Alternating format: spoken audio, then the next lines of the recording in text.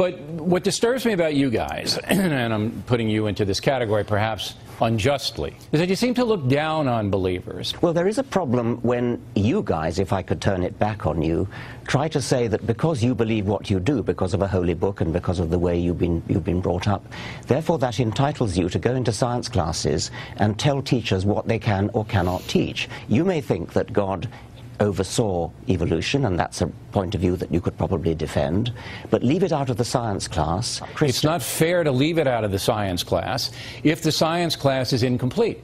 And you, by your own admission, say we don't know how it all began. So if the science class is going to say evolution only, but I really don't know how it started, that gap has got to be explored. You must see that it's quite a remarkable piece of illogic to say that because science can't fill a particular gap, therefore we have to turn to Christianity. You don't have to turn anywhere, you just have to present it. You don't have to turn to it, you present it. Will you listen to me and stop shouting at me?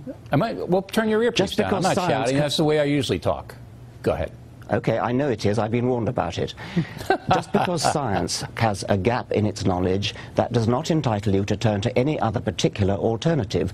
Pick on a better science. No, that's fascism. For you to say that you can't mention fascism? Yeah. For you to say that you cannot, in a public school classroom, a science classroom, talk about brilliant men, and I mean brilliant, smarter than you, who do believe in a higher power, who do believe that there was an overseer of the universe. If you insist you can't even mention it, that is fascism, sir.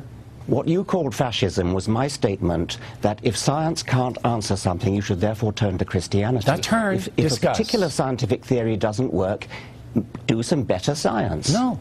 You present in the science classroom all the alternatives that are legitimate. Now, Adam and Eve, you don't have to do that. All right, that's for the biblical portion of a theology class. But, as I said, there are more believers than non-believers, and that should be presented. I'll give you the last word. Science is unique in that it does base itself upon evidence rather than upon superstition, upon authority, upon holy books, or upon revelation. All right, the book is The Greatest Show on Earth. Mr. Dawkins,